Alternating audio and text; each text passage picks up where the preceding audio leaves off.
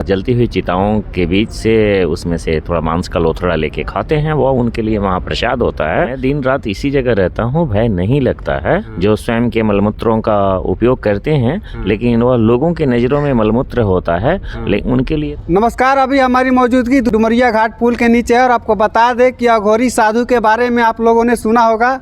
अघोरी साधु जो होते हैं कि शमशान घाट में ज़्यादातर पाए जाते हैं।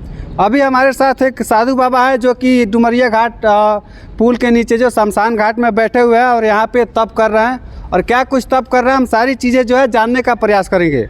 सबसे पहले सीताराम, आप सीताराम सीताराम बताइए। महाराज जी, आप यहाँ पे क्या कर रहे हैं शमशान घाट में बैठ के? शमशान घाट में व्यक्ति तप करता है, जप करता है, अपने शक्ति को आगे बढ़ाता है। ठीक है। और अपने नेत्रों को चिताओं से निकलते हुए लपटों के बीच टकराता है, ताकि जो है दोनों ऊर्जाओं का टकराव हो और व्यक्ति का आध्यात्मिक विकास हो।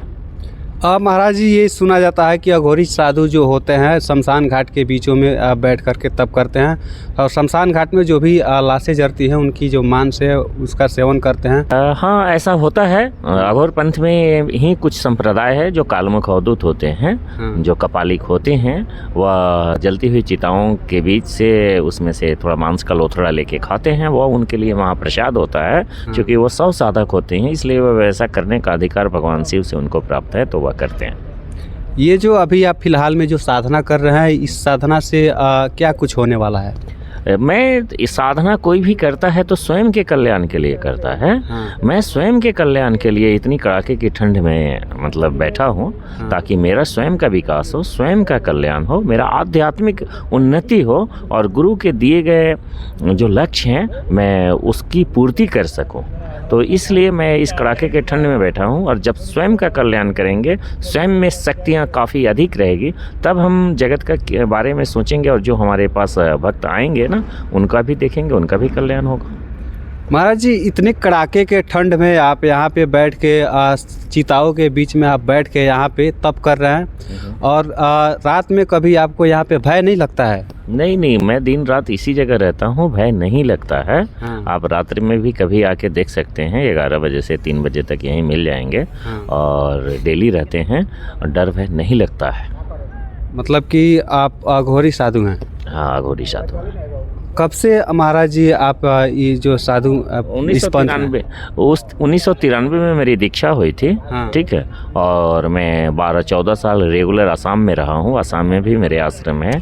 फिर मैं बनारस हरिश्चंद्र घाट पे रहा, मनकर्णिका पे रहा। तो सभी जगह वहाँ भी मेरे आश्रम है, बनारस में, गोरखपुर में, उज्जैन में। तो देश के कोने कोना में भ्रमण करते हुए 5 साल पहले करीब यहाँ आया था और यहाँ भी आश्रम बना लिया। तो यह जगह अच्छा लगा, नारायणी के किनारे, तो इसलिए यहाँ रहता हूँ। असली अघोरी साधु जो होते हैं उनकी असली पहचान क्या होती है? देखिए, किसी भी असली अघोरी की पहचान उनके माथे से करते हैं। उनके माथे से हमेशा प्रकाश निकलते रहता है। उनके माथे पे, उनके हाथों में महादेव की छाया होगी, शिवलिंग की छाया होगी। ठीक है। और वो आपसे हमेशा अध्यात्म का चर्चा करेंगे, आध्यात्मिक बात करेंगे, ना कि उलूल जुलूल चर्चा करेंगे। यही उनकी असली पहचान यही होती है। चूँकि उनका शक्तिपात हुआ रहता है, तो आप उन्हीं में ईश्वर का दर्शन करेंगे। उनके हाथ को कभी भी आप देखने का कोशिश करेंगे तो शिवलिंग की छाया होगी और वह हमेशा उजला प्रकाश की तरह रहता है और माथे पे भी होता है। और वो आपसे बात करेंगे ना, तो कभी उनके नेत्र खुलेंगे नहीं, वो बंद ही रहते हैं प्रायः। महाराज जी, आप अघोरी पंथ में आते हैं और ऐसा कहा जाता है कि अघोरी पंथ के जितने भी साधु होते हैं वो अपने ही मलमूत्र का सेवन करते हैं। ये जो बात है, सही है क्या? हाँ, यह सही है, लेकिन यह समाज को बताया नहीं जाता है। इस तरह के भी अघोरी हैं जो स्वयं के मलमूत्रों का उपयोग करते हैं, लेकिन वह लोगों के नज़रों में मलमूत्र होता है, लेकिन उनके लिए तो वह अमृत होता है। अमृत होता है। अभी आप यहाँ डुमरिया घाट में बैठे हुए हैं, कब से यहाँ पे बैठते हैं आप? यहाँ तो करीब 4-4.5 साल हो गया। महाराज जी, अगर आपके पास में कोई समस्या अपना लेकर आता है, कोई किसी दुख से पीड़ित है, आपके पास में आता है, तो क्या आप उसका निवारण कर देंगे? यह तो देखा जाता है कि समस्या कैसी है। ठीक है। और कोई भी साधु किसी के भाग्य परिवर्तन की क्षमता नहीं रखता है, रखता भी है तो करता नहीं है। भाग्य परिवर्तन की क्षमता सिर्फ महादेव में होती है। साधु सही और उचित मार्गदर्शन करता है और जो सलाह देता है, जो चीज़ें बताता है, जो अपना आशीर्वाद देता है, उससे जीवन में 50% सुधार हो जाता है, उन्हीं से उनका कल्याण हो जाता है। महाराज जी, हम ये आपसे जानना चाहेंगे कि यहाँ पे आप रहते हैं, रात दिन यहाँ पे रहते हैं, तप करते हैं, कभी यहाँ के जो चिताएं हैं, इन चिताओं पे आप कभी खाना बना कर खाए हैं क्या? हाँ हाँ, हमेशा बनते रहता है। आप भी आइएगा कभी, आप भी खा लीजिएगा।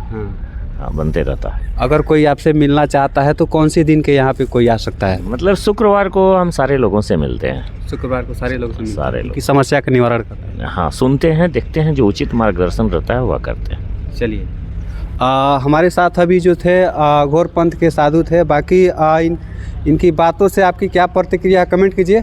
मिलते हैं किसी नेक्स्ट वीडियो में, तब तक के लिए धन्यवाद।